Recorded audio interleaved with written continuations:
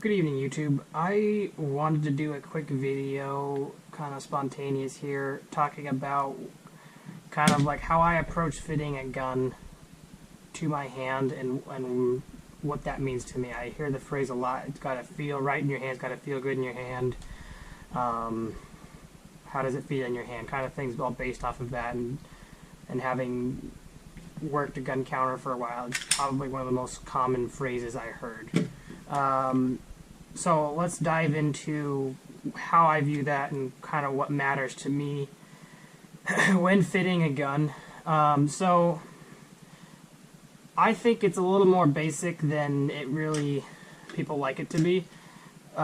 There's two things that are most important to me, and the most obvious one is going to be, can I reach the trigger of a firearm that I'm looking at? Can I reach the trigger, obviously, without having to really extend my finger and only be able to connect just the tip to the trigger, the tip of the trigger. So, for example, this CZ is the most drastic I have, I think, example, just because the trigger is a little further forward. This does have like a reach reduction kit from Cajun Gunworks, but point still being, can I come from an index position and connect with the trigger the way I want to, in a way that I don't have to reach my hand around the gun, as it were. So before you can really just figure that out, you have to analyze like how are you gripping the gun. So I used to grip the gun with my hand a little bit further behind the gun, not quite that drastic, but a little bit more like that, where I have more of the meaty part of my hand back behind the gun. Now, I think the gun behaves pretty reliably that way, pretty predictably.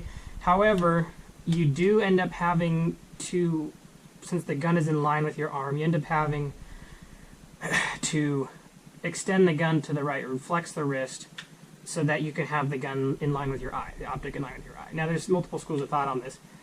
I have kind of gone away from that just because I end up finding myself mid-string or mid-stage. Because you have tension on the wrist this way and not on this one, you basically have wrist flexion on one side and not on the other. So over time, my muzzle would it would recoil up and try to return left. That could be a problem that would eventually work itself out. I didn't think it was really the way to go long term, just because I had it for so long. I could not shake that issue, and the only thing I could really attribute it to at the end of the day, I tried to work on my trigger isolation and everything else. The only thing that really fixed it was putting my hand in more of a neutral position, like it would be at my side or in front of me, kind of just setting the gun in it and having a little bit more mechanically, naturally in line with my eye to begin with, so that I have a little bit less wrist flexion to do to get the gun on target.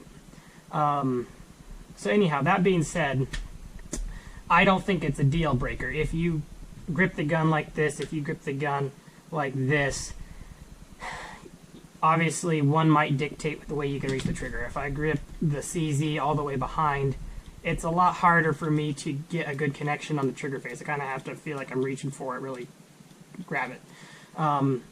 However, if I grip it the way I normally do with this reach reduction kit, it kind of sets the trigger exactly where I want it, into my where I press the trigger from on my finger. So that's great for me. The same thing with the Glock. It's a little bit further in, but again, I can connect with the trigger right where I want to. No issues. So you start getting into small guns like this, and here's what the second most important thing kind of comes in. So if I can reach the trigger, that's great, but what I really care about as far as being able to get a gun to behave, predictably and the same way consistently, is what kind of real estate do I have on the side of the gun to connect with, to get the meaty part of my left support hand on. So with this 43X I have here, this is going to be an example where I don't really have a lot. I have a decent amount, enough that I can get the gun to do okay, but I do have to put a lot more hand pressure into this gun to be able to keep it from moving inside of my hands. So what that partly comes from is just having my hand extended around the gun. Just due to the sheer size of the grip, I have less to grip onto.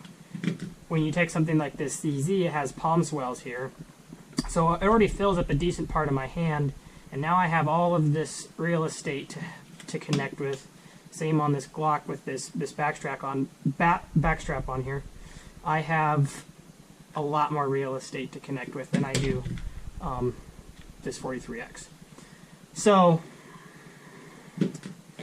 I think that is probably going to be my two most important things that I'm looking for when I'm trying out a gun and seeing if it fits my hand. As far as reaching controls, I'm a little lazy, so I end up running an extended mag release because I'm lazy. But you take something, this is a stock mag release, you take something that you can't reach, let's say this wasn't extended and I couldn't reach that. Traditionally what I'll do a little bit, and if I didn't have an extended mag release, what I would do all the time, is basically doing a reload, I'm going to flip the gun in my hand a little bit, like this.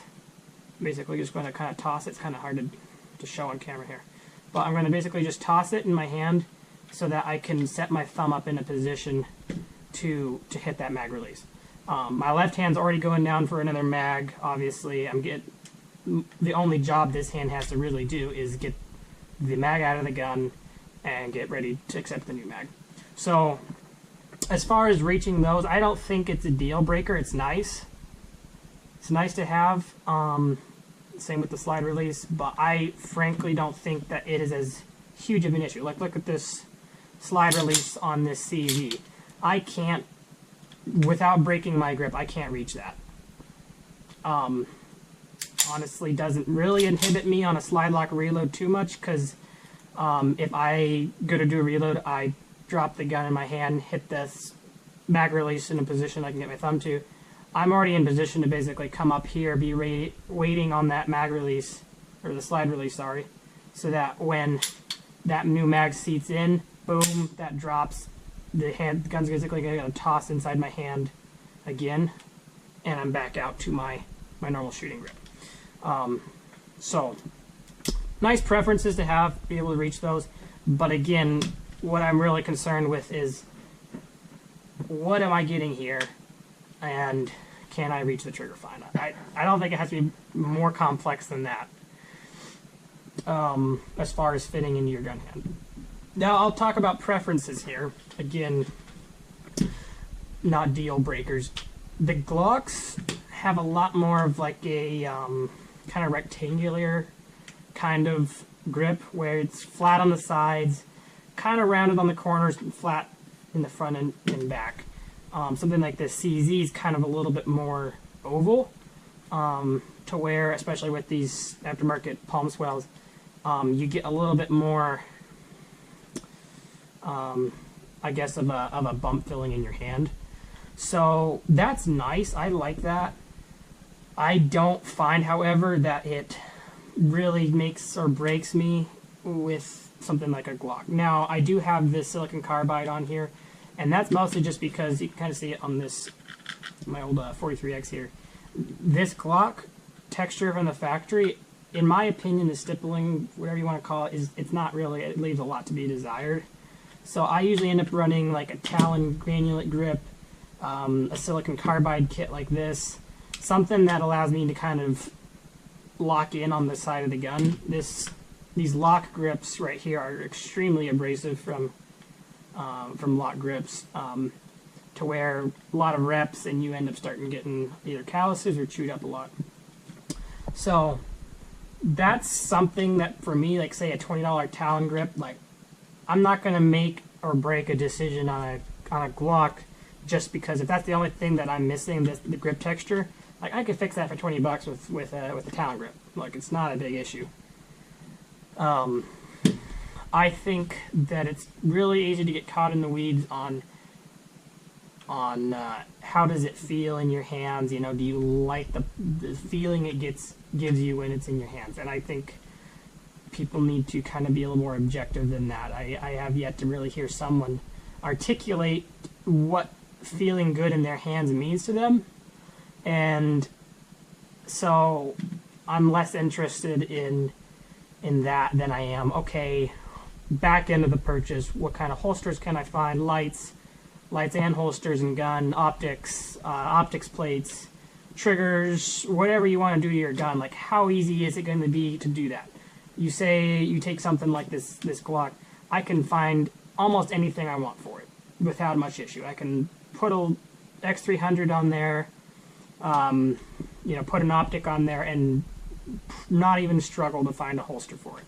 You take something even like this Shadow 2, I mean, as popular as it is, you know, finding, say you wanted to run it as a duty setup and you have a light on here, I mean, they make them, but they don't make as many options as you have for a Glock. I see it with a lot of variants of guns. You can have like a lot of variants within the SIG line, even other CZs. There is some models out there that you're just going to inherently struggle with because the aftermarket support is not as complete. So that being said, if you are approaching a sales counter or someone with interest, you want to kind of figure out what's your first gun or what you kind of gun you want, and you aren't quite sure what you're looking for, first deciding, you know, for yourself, like, is this something I want to conceal carry very well? Am I a small person? Am I a large person? You know, kind of holster, how do I plan to carry the gun, position wise? All those things are good things to figure out beforehand, because they tend to weed out certain options just by default. So if I'm approaching a gun purchase and I want something that's, say, just a full-size gun, I don't necessarily plan to deep conceal it. I just want something that's going to get me on the range, get me practicing. I know something that I can put the time in, not have to worry about doing a whole lot to it. Or maybe changing certain things to be able to get to fit holsters or whatever it is, whatever the thing. I'm going to get those things figured out first. I'm going to say, okay, do I want to put a light on it? Do I want to put an optic on it? What kind of holster do I want? And then I'm going to figure those things out first, weed out whatever gun options aren't there, and then I'm going to go say, okay, let's say I've got this Walther, this Smith & Wesson, and this Glock. I'm just picking three of my favorite options here. Can I get good aftermarket support for all of them? Yes. Can I find just about any holster for all of them? Yes. The Walthers come a long way. It wasn't always that way. But yes, for the most part, yes, they can. Can I find optics plates from basically any company that I want? Yes. Is the combination of light and optic and gun all going to work for most holsters? Yes, there's a lot of duty holsters, a lot of other holsters made for them. Can I swap the triggers? Could I swap the striker springs, the recoil springs, you know, add little things like brass plugs, whatever? There is a lot of options for those models. So for me, that's kind of more than anything what sets them apart, and why, like, those would be three of my recommendations. Is because I've approached them, I've said, okay, I can reach the trigger, okay, I have a good connection, a good amount of space to connect to the pistol, yes, I can find all the aftermarket stuff I want for them, that's solid. There's really not a whole lot that I'm leaving behind, you know. Maybe it's some little things like, oh, I can't quite reach the mag release, or I can't quite reach the slide release the way I like. Okay, that would be nice. But is that really something, a hill I want to die on? Maybe, maybe not. Probably not for me. But I would just encourage you to get past the emotional, how does it feel in my hands? Look at it a little more objectively, a little more systematically, and pick a gun, shoot it a lot, dry fire with it a lot, put a lot of reps through it, And that's probably going to be your best gun, just because you know how it responds, you know how it recoils, you know how to work it. You've spent thousands of reps and time on the gun. So that's my 2 bits on what I'm looking for in a gun, what I think on the whole, how does it feel in your hand topic. I'm sure there's a lot of people out there who would have a lot more opinions on it than me, maybe, or critiques for how I view it. But that's what I think. That's kind of what dictates what I buy. And yeah, those are my thoughts.